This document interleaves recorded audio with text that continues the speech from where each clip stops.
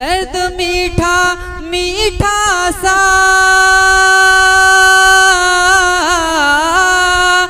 दिल में यार होता है, दिल में यार होता है। प्यार जब जवानी में अरे पहली बार होता क्या कहते हैं है। बातों से आपको नवाज रहे थे।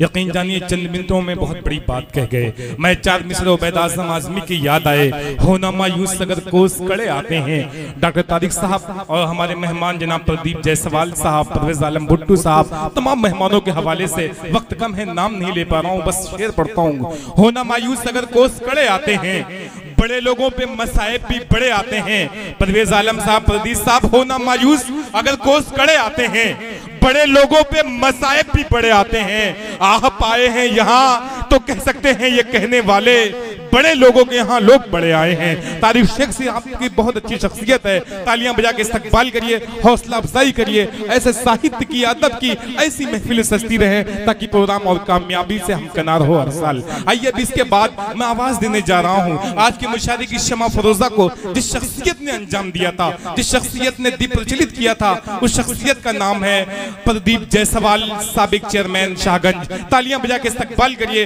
अपने शब्द अपनी वाणी से हम सबको नवाजें।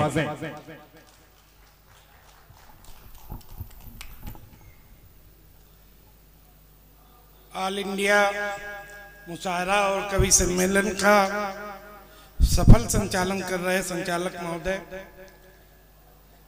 आज के कार्यक्रम में के संयोजक के रूप में डॉक्टर तारिक शेख जी, हमारे मित्र परवेज आलम भुट्टू जी, और मैं बहुत देर से, जैसा आपने कहा कि 13 तारीख से बैठे हैं और 14 तारीख आ गया, हम लोगों ने इस महफिल को संभालने के लिए बड़ा ही अपना